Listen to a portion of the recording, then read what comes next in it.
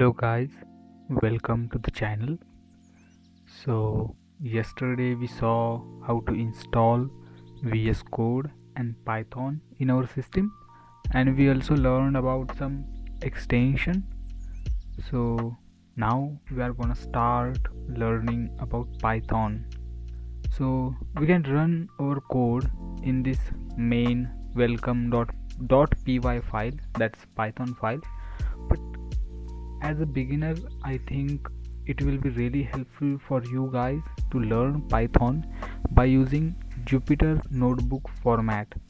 So it helps you to take down notes, and also it helps you to break down that code, and you can see individual lines working, and you can also take your notes within your file, Jupyter file. So how you can use Jupyter Notebook in your VS Code? As you know, VS Code is a very friendly application. Just go in the extension and search Jupyter. You will see Jupyter Notebook extension.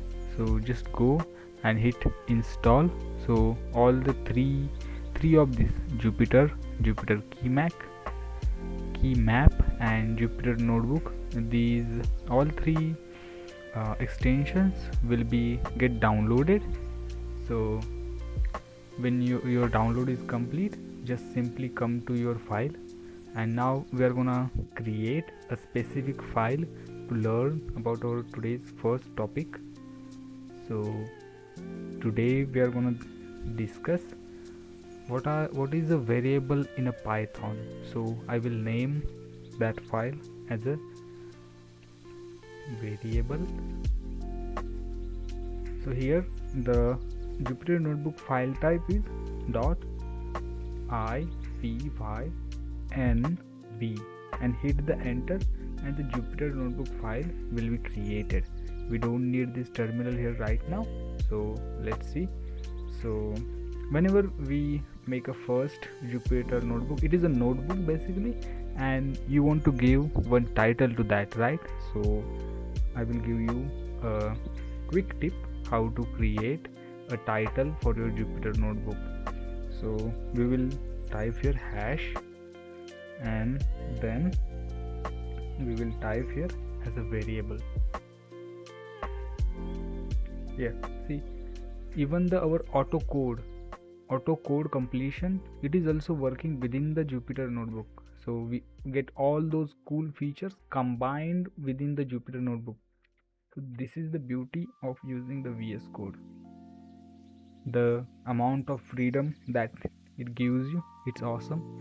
So this file type is of Jupyter, and this is a code block. So in a Jupyter we get two types of blocks. One is a coding block and another one is a markdown block. So we will convert this block by clicking on these three dots here. Just we will change cell to markdown. Here we go. So our cell it changed to markdown. We use markdowns to take our notes, and we use code to write our line of codes. So we will write our first line of code in the code block. So we are going to talk about variables today. So let's start with that. So what is a variable? So variable is a something you can think of about the variable as a container which is holding some value within it. So whenever we assign a value to something, we call that as a variable. So let's see, we will create our first variable. In a mathematics class we have always seen, we say that let's suppose x is equal to 1. So what we did here in our code, we assigned the value 1 to the variable x, and let's see, now that value 1 is have got stored in that variable x. So we will try to get that value. So to get that value we need to print it. So see, the code is getting completed. We don't need to do that much hassle. So the code is complete, and to run this block, you just have to press on execute cell. At the beginning it just takes a little bit of time to get connected with the Python application. Here we are. So here is our output. So the value of x is 1. So guys, now we are gonna see in which ways we can create a variable. So according to Python, we have some rules that we have to follow while we are gonna name our variable. So one of the rule is that we must start our variable name with a letter or underscore character. So that is, and there are also a few more rules that we are gonna see. So it is not like we can just take just one letter from A to Z. We can also take like a name. Let's create a variable as a name. So we will create a variable name as a, and I will write my name, and make sure that you are gonna write that name in 2 quotes, so double quotes. So it will mean this is a string data type. We will talk about that in our future videos. So here we are gonna print variable name. So let's see. So the name Omkar have been assigned to the variable name. So Python is a case sensitive language. If I say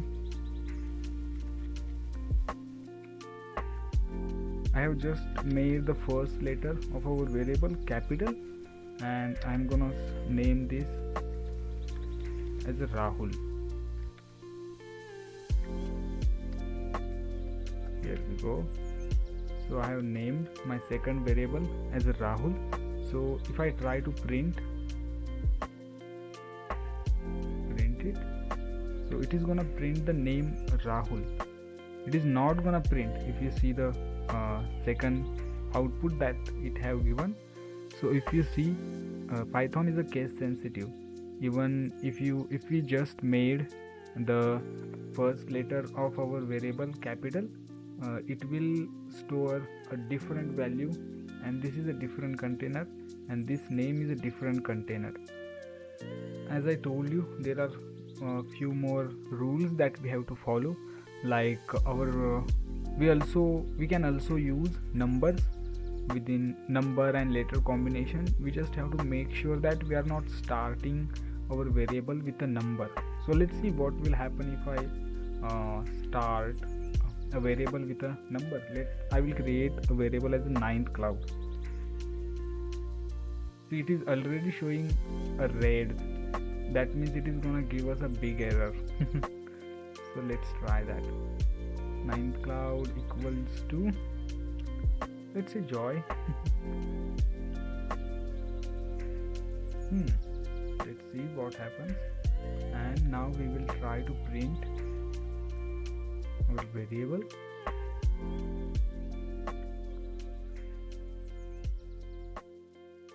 There we go. Let's see what happens now. It is already showing us a red sign. Input 9, invalid decimal literal. It is basically giving us a error because we cannot start. If I just remove this 9 and I will write with the word 9th cloud, then it will not give us any error and our code will get executed. Let's see. So our code got executed. So that's it for our today's video. Slowly we will learn a lot of great things about Python. So keep watching my videos and subscribe to our channel. So, and make sure that you hit that bell icon so you will get our future videos. So thank you guys for watching our video. So see you soon. Have a great day.